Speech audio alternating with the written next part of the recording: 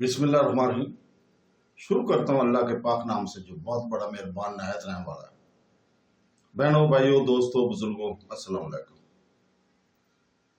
ہم قرآن پاک سے شفا اور واقعات پر مبنی اسلامی معلومات کی اس آج کی قسط میں ہم بیان کریں گے جب قرآن پاک کی تلاوت کی جائے تو اس کا مناسب جواب کیا ہونا چاہیے۔ تو دوستو، جب قرآن پاک پڑھا جا رہا ہو تو اللہ تعالیٰ مومنوں کو حکم دیتا ہے کہ وہ اسے توجہ سے سن کر اور خاموش رہ کر اس کا انتہائی احترام کرے۔ قرآن پاک کوئی عام کتاب نہیں ہے۔ کیا یہ اللہ تعالیٰ کا لفظی کلام ہے جو حضرت محمد صلی اللہ علیہ وسلم پر نازل ہوا؟ تمام نبی نو بنی نو انسان کے لیے ہدایت کے طور پر یہ مکمل تعظیم، توجہ اور عاجزی اور مستحق ہے۔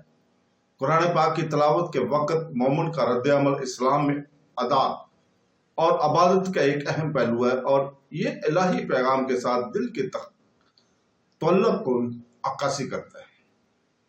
اللہ تعالیٰ سورہ اعراف آیت نمبر 204 میں اس بارے میں براہ راست حکم دیتا ہے اور فرماتا ہے، پس جب قرآن پڑھا جائے تو اسے سنو اور توجہ کرو تاکہ تم پر رحم کیا جائے۔ یہ آیت واضح طور پر دو فرائض بیان کرتی ہے: توجہ سے سنو اور خاموش رہو۔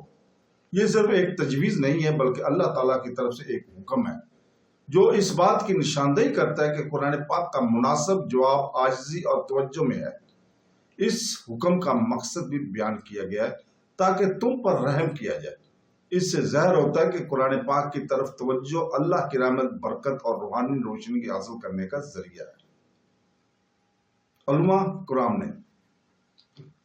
کرام نے وضاحت کی ہے کہ یہ آیت بنیادی طور پر نماز با جماعت کے وقت لاگو ہوتی ہے، خاص طور پر جب امام بلند آواز سے تلاوت کرتا ہے، تاکہ یہ عام طور پر کسی بھی ترتیب پر لاگو ہوتا ہے جہاں قرآن پڑھا جا رہا ہو، جیسے لیکچرز، اجتماعات یا گھر یا گاڑی میں سننے کے وقت۔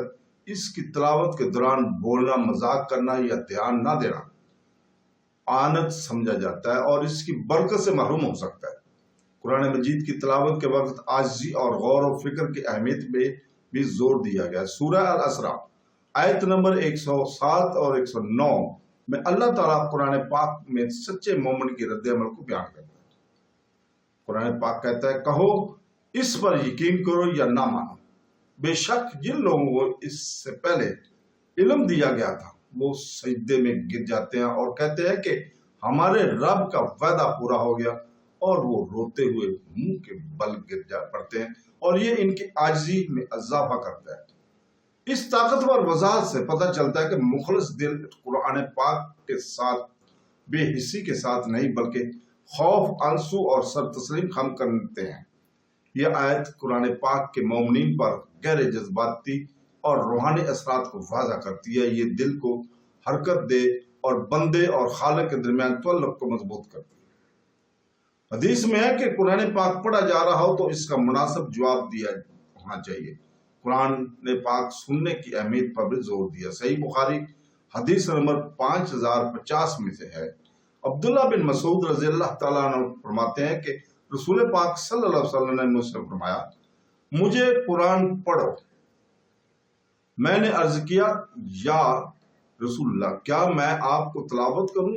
جب آپ پر وحی کی گئی تھی، اس نے کہا کہ میں اسے دوسروں سے سننا پسند کرتا ہوں۔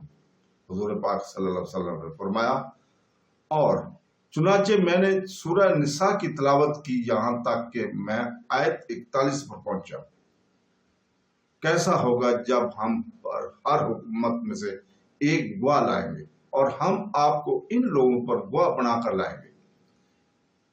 تو انہوں نے کہا، اب بہت ہو گیا، اور میں نے دیکھا کہ ان کی آنکھیں آنسوں سے بہہ رہی ہیں۔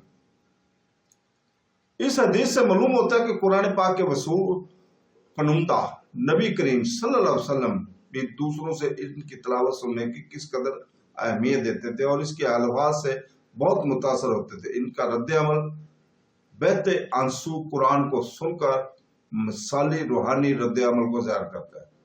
ایک اور روایت سنن ابن ماجہ حدیث نمبر 1785 میں ہے، جو شخص اللہ کی کتاب کی کوئی آیت سنتا ہے اس کے لیے نور کر دیا جاتا ہے۔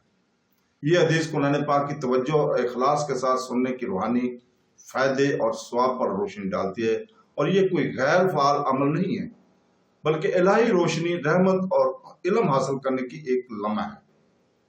تو دوستو، جب قرآن پڑھا جا رہا ہو تو اس کا مناسب جواب خاموش رہنا، توجہ سے سننا اور ان کے معانی پر عاجزی اور احترام کے ساتھ غور کرنا ہے۔ یہ عمل نہ صرف کلام الہی کے احترام کا مظہر ہے بلکہ اللہ کی رحمت اور روحانی بلندی حاصل کرنے کا ذریعہ بھی ہے۔